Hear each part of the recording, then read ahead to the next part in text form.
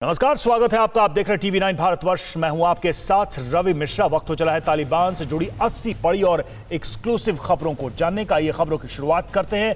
बद्री 313 के बाद तालिबान ने जिस विक्ट्री फोर्स फतह फोर्स का गठन किया था, तालिबान की फतह फोर्स काबुल एयरपोर्ट के अंदर घुस गई है। काबुल एयरपोर्ट के नॉर्थ गेट के अंदर घुसी फतह फोर्स यूएस मेड हाईटेक हथियारों से लैस होकर एयरपोर्ट का मोर्चा संभाल लिया है। तालिबान ने फरमान जारी किया है कि हर कोई काबुल एयरपोर्ट को खाली करे। काबुल एयरपोर्ट पर हालात विस्फोटक हो सकते हैं।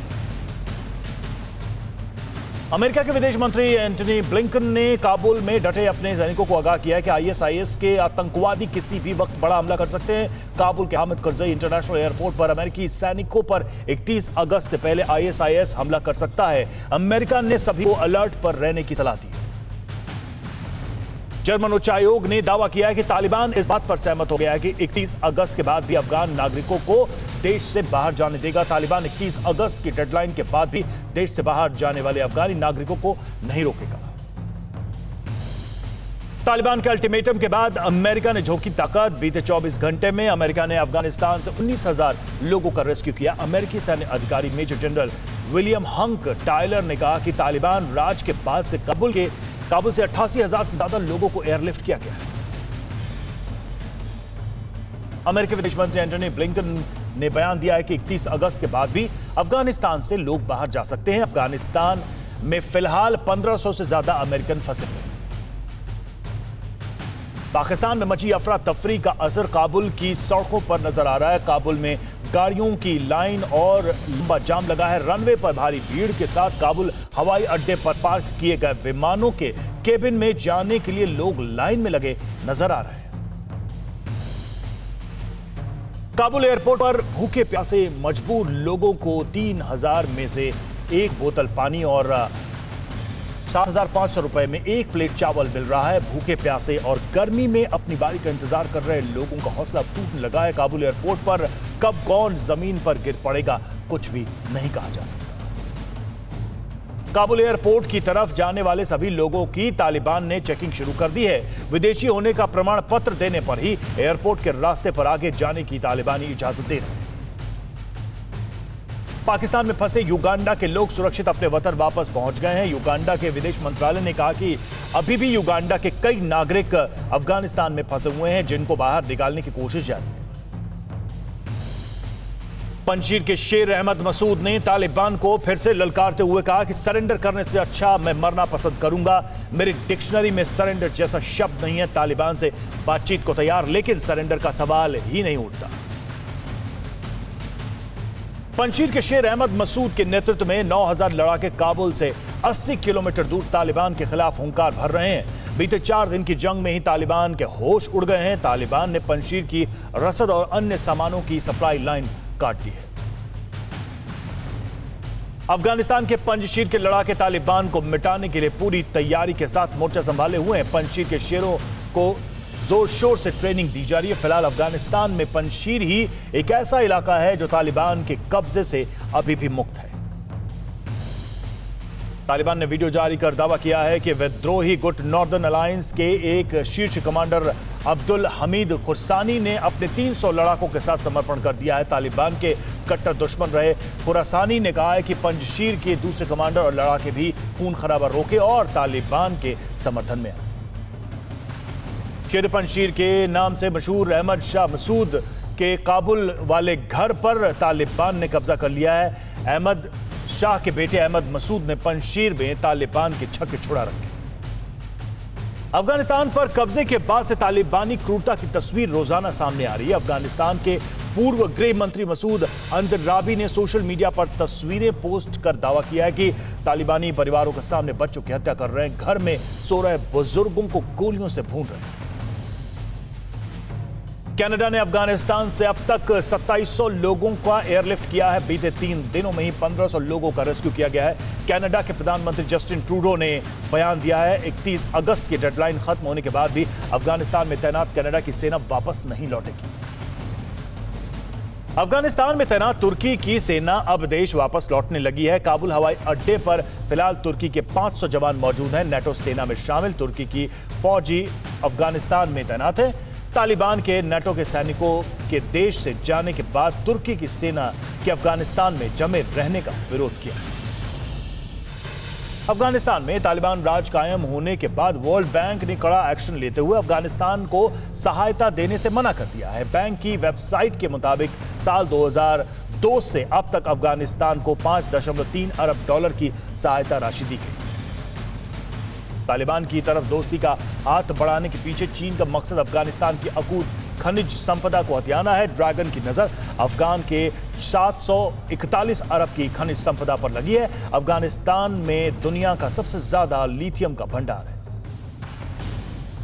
तालिबान ने अब्दुल कयूम को कार्यवाहक रक्षा मंत्री बनाया है। कयूम को जाकिर के नाम से जाना जाता है। जाकिर ग्वांटानामो का एक पूर्व कैदी था जो हक्कानी नेटवर्क के बड़े नेताओं का सबसे बड़ा राजदार माना जाता है।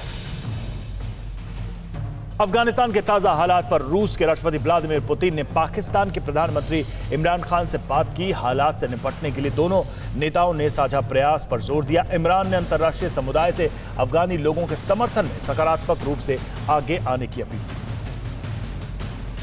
पंजशीर में अहमद शाह मसूद ने बुधवार को जरगा यानी की एक सामूहिक राष्ट्रीय सभा बुलाई, जिसमें शामिल बुजुर्गों ने अहमद मसूद से कहा कि तालिबान से बातचीत कर शांतिपूर्ण तरीके से समस्या का समाधान किया जाए ताकि खून खराबे की नौबत न आए। अफगानिस्तान से आए विस्थापित हिंदू और सिख परिवारों को बसाने के लिए राज्य मंत्री बलदेव सिंह औलख ने गृह मंत्री अमित शाह को खत लिखा। औलख ने सभी लोगों को यूपी के रामपुर और बिलासपुर बसाने की मांग की। तजाकिस्तान ने साफ कर दिया है कि वो किसी भी कीमत पर तालिबान सरकार को मान्यता नहीं देगा। तालिबान ने अफगान नागरिकों के साथ तजाकिस्तान, उज्बेकिस्तान और दूसरे देशों के नागरिकों की हत्या की है। तजाकिस्तान और अफगानिस्तान के बीच करीब 1300 किलोमीटर की सीमा लगती है। तालिबान के खिलाफ बगावत करने वाले पंजशीर को तजाकिस्तान का साथ मिला है। तजाकिस्तान के राष्ट्रपति इमाम अली रहमान ने कहा है कि तालिबानी हुकूमत मंजूर नहीं। अफगानिस्तान में ताजिक मूल के 40% लोग रहते हैं, जिनमें से सबसे ज्यादा पंजशीर घाटी में ही रहते हैं। अफगानिस्तान पर तालिबान कब्जे के बाद रूस ने अब तक 1000 अफगान शरणार्थियों को अपने देश में शरण दी है। रॉयटर्स की रिपोर्ट के मुताबिक आने वाले वक्त में भी रूस और अफगान शरणार्थियों के लिए अपने दरवाजे खोल सकता है। तालिबान के वरिष्ठ नेता अनस हक्कानी, अहमदुल्लाह वासिक और तालिबानी सरकार के दूसरे कई अधिकारियों ने अफगान क्रिकेट बोर्ड का दौरा किया। सभी ने क्रिकेट बोर्ड के अधिकारियों से भी बातचीत की। तालिबान ने अमेरिका समेत अन्य देशों पर कड़ी चेतावनी दी है। तालिबान ने कहा है कि अमेरिका अफगानिस्तान से इंजीनियर्स, डॉक्टर्स और दूसरे पेशेवर लोगों को अपने साथ ले जा रहा है, जिससे अफगानिस्तान को नुकसान होगा। अब ऐसा नहीं होने दिया जाएगा।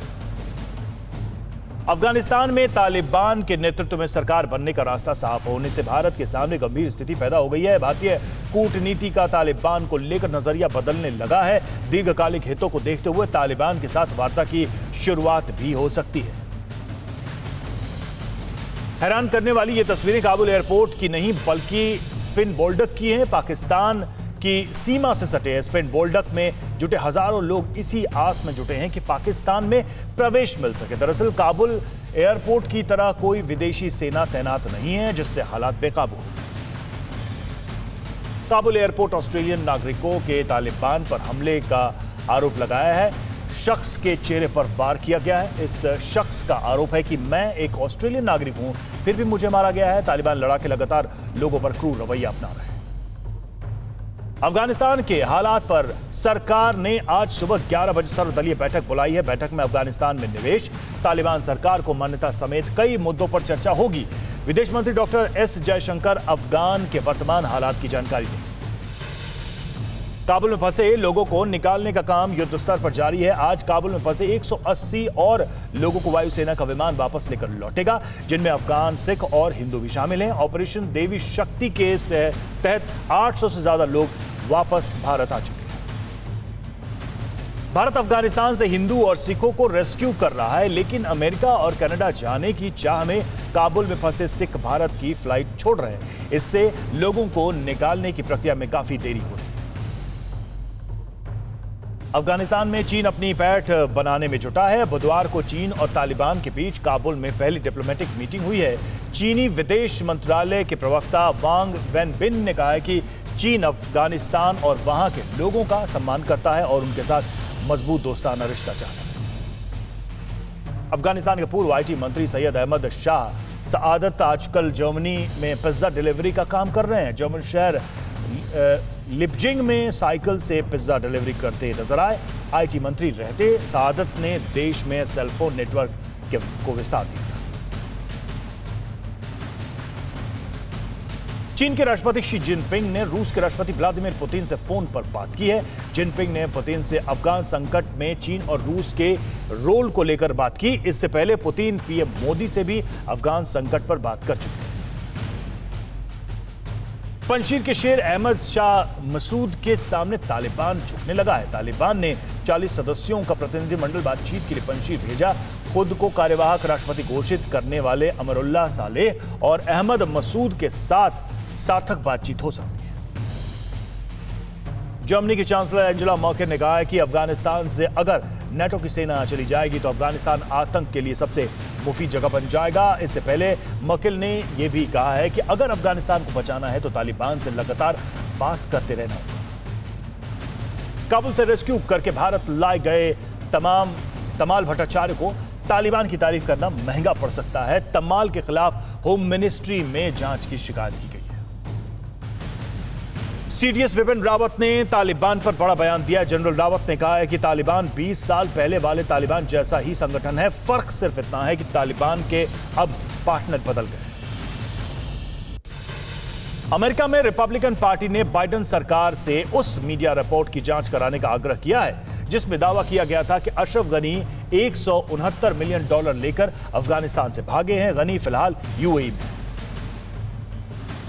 कतर, ईरान और चीन के प्रतिनिधि तालिबान के नेताओं के साथ हामिद करजई, अब्दुल्ला और गुलबदीन हिकमतयार से मिले हैं। इस मुलाकात का मकसद तालिबान सरकार से रिश्ते मजबूत करना है और उसे मान्यता देना है।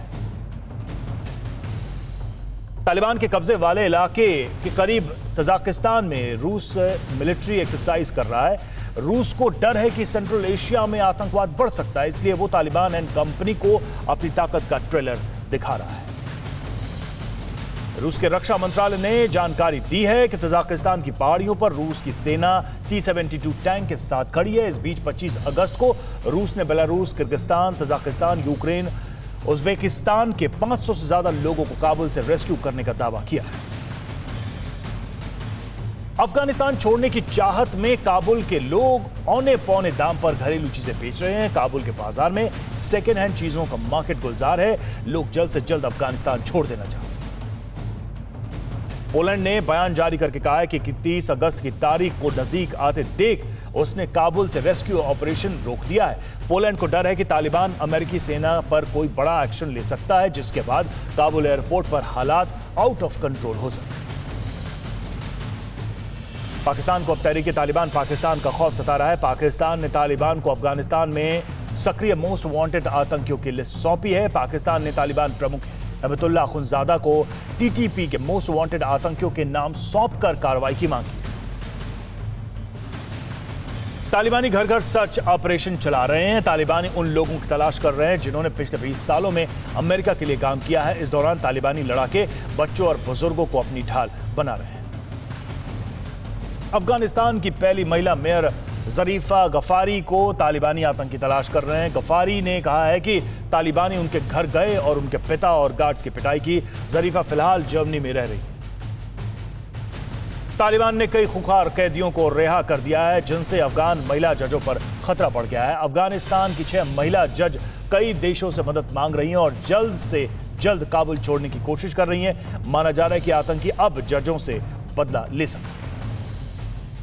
अफगानिस्तान की महिला राष्ट्रीय फुटबॉल टीम के सदस्यों को मंगलवार को काबुल से निकाला गया। महिला फुटबॉल टीम की सदस्य 75 से अधिक एथलीट्स के उस समूह में शामिल थीं जिसने मंगलवार को काबुल से विमान में उड़ान भरी।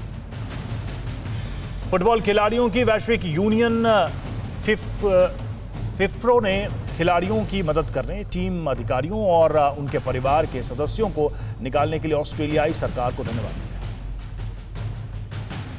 अफगानिस्तान की महिला फुटबॉल टीम का गठन 2007 में किया गया था। तालिबान के शासनकाल में महिलाओं को खेल खेलने की इजाजत नहीं थी। अब तालिबान ने महिला खिलाड़ियों को सोशल मीडिया पर अपनी तस्वीरें हटाने को कहा। काबुल से बचकर अमेरिका पहुंची एक पत्रकार ने दावा किया है कि लड़कियों से शादी करने के लिए तालिबानी door to door search operation चला रहे हैं। इस पत्रकार का दावा है कि 15 साल से ऊपर की लड़कियों के लिए काबुल सबसे खतरनाक जगह बन गई। All girl Afghan robotics team की 5 लड़कियां शरण के लिए मंगलवार शाम मैक्सिको पहुंची। ये लड़कियां रोबोट बनाने के लिए इंटरनेशनल अवार्ड्स भी जीत चुकी। अफगानिस्तान में समलैंगिकों को तालिबानी चुन चुन कर मार रहे हैं। इससे समलैंगिक समुदाय में दहशत है। अब इस समुदाय के लोग किसी तरह अपनी जान छिपाने में जुट गए। तालिबान के लड़ाकों ने जींस पहनने की वजह से एक अफगानी छात्र को कड़ी सजा दी। तालिबान ने छात्र को नाले में धकेलकर आगे से जींस नहीं पहनने की कड़ी चेतावनी। तालिबान ने महिला की नौकरी को लेकर फिलहाल कोई फैसला नहीं किया है। तालिबान की तरफ से नौकरी करने वाली महिलाओं को घर में रहने के लिए कहा जा रहा है। तालिबान में ब्यूटी पार्लर बंद कर दिए गए हैं और महिला के मेकअप के सामान की बिक्री भी बंद कर दी गई। फिलहाल बाजार से श्रृंगार से जुटे सामान गायब है। अफगान संकट के बीच 18 साल की एक लड़की 4 साल बाद अपनी बहन से मिल पाई। वॉशिंगटन इंटरनेशनल एयरपोर्ट पर जब दोनों मिले तो बेहद भावुक पल देखने को मिला। इन लड़कियों के पिता अफगान सेना में थे, जिन्हें तालिबान ने 2 हफ्ते पहले मार डाला। अफगानिस्तान के हालात पर नोबेल पुरस्कार विजेता मलाला यूसुफजई ने पहली बार बोला है। मलाला यूसुफजई ने अपने ब्लॉग में तालिबान की सख्त आलोचना करते हुए लिखा कि तालिबान की वजह से अफगानिस्तान की महिलाओं को मुश्किलों का सामना करना पड़ सकता है। मैं 9 साल पहले लगी गोली से उबरने की कोशिश कर रही हूं और अफगान 4 दशकों से गोली खा। अमेरिका, ब्रिटेन और तालिबान के बीच अब सीधा टकराव हो सकता है। नेटो देशों के सैनिकों के लिए अफगानिस्तान छोड़ने की आखिरी तारीख बाइडेन ने 31 अगस्त तय की है। 31 अगस्त से तालिबान काबुल एयरपोर्ट को भी अपने कब्जे में ले लेगा। तालिबान ने नेटो देशों के सैनिकों को हटाने का अल्टीमेटम दे दिया है। काबुल छोड़ने को लेकर नेटो देश एक मत नहीं है। कनाडा और फ्रांस ने तालिबान का ऑर्डर मानने से इनकार कर दिया। कनाडा और फ्रांस 31 अगस्त के बाद भी अफगानिस्तान में अपनी आर्मी रखेंगे। फ्रांस 27 अगस्त तक 1000 और जवानों को काबुल भेजेगा। रेस्क्यू अधूरा नहीं छोड़ेंगे, दोनों देशों ने कहा है। अफगानिस्तान के पूर्व उपराष्ट्रपति अमरुल्लाह सालेह ने पाकिस्तान पर अमेरिका से धोखाधड़ी करने का आरोप लगाया। सालेह ने कहा कि अमेरिका पाकिस्तान को फंड देता रहा है और पाकिस्तान उस फंड का इस्तेमाल तालिबान को मदद करने में करता रहा है। अफगानिस्तान में तालिबान के कब्जे के बाद से शिया मुसलमान डरे हुए हैं। अफगानिस्तान के शिया उलेमा काउंसिल ने प्रेस कॉन्फ्रेंस कर शिया धर्म गुरुओं ने तालिबान से मांग की है कि वे सभी की आस्था का सम्मान रखें और सबके साथ बराबरी और इंसाफ करें। काबुल में अब मॉल और बाजार खुलने लगे हैं। लोकल बाजारों में भी दुकानें खुल गई हैं और जरूरी सामान खरीदने वालों की बहुत भारी भीड़ बाजारों में नजर आ रही है। सड़क की पटरी पर दुकान लगाने वाले और आइसक्रीम बेचने वाले भी दिखने लगे। पंशीर घाटी के पहाड़ों पर विद्रोही मोर्टार और हेवी गनों से लैस होकर बैठे हुए। काबुल एयरपोर्ट पर भीड़ की वजह से कोरोना विस्फोट का खतरा बना हुआ। पाकिस्तान के विदेश मंत्री शाह महमूद कुरैशी ने कहा कि भारत को अपनी सोच बदलनी होगी। तालिबान को कंगाल करने का मिशन तेज हो गया है। अमेरिका समेत 60 देशों ने अफगानिस्तान को मिलने वाली आर्थिक मदद को रोक दिया है। अफगानिस्तान के सेंट्रल बैंक के विदेशी भंडार में जमा $9 बिलियन में से करीब $7 billion federal reserve bank of New York के पास है। तालिबान के कब्जे के बाद से ही पाकिस्तान बम्पर मुनाफा कमा रहा है। अफगानिस्तान और पाकिस्तान के बीच कारोबार पिछले एक हफ्ते में 50% बढ़ा है। तालिबानी खौफ के बीच एक ब्रिटिश सैनिक ने फिल्मी स्टाइल में आतंकियों को चकमा दिया। अफगानिस्तान के राष्ट्रपति रहे अशरफ गनी के भाई हशमत गनी ने TV9 भारतवर्ष के साथ एक्सक्लूसिव इंटरव्यू में कहा कि मौजूदा हालात के लिए 2 व्यक्ति जिम्मेदार हैं, डोनाल्ड ट्रंप और जो बाइडेन। तालिबान पाकिस्तान के लिए सबसे बड़ा नासूर साबित हो सकता है। पाकिस्तान के कबायली इलाकों में पाकिस्तानी सेना के खिलाफ हमले करने वाले तहरीक तालिबान पाकिस्तान यानी TTP के आतंकी अब तालिबान के साथ नजर आ रहे हैं। अड़ी सोमवार से शुक्रवार शाम 6 बजे सिर्फ TV9 भारतवर्ष पर।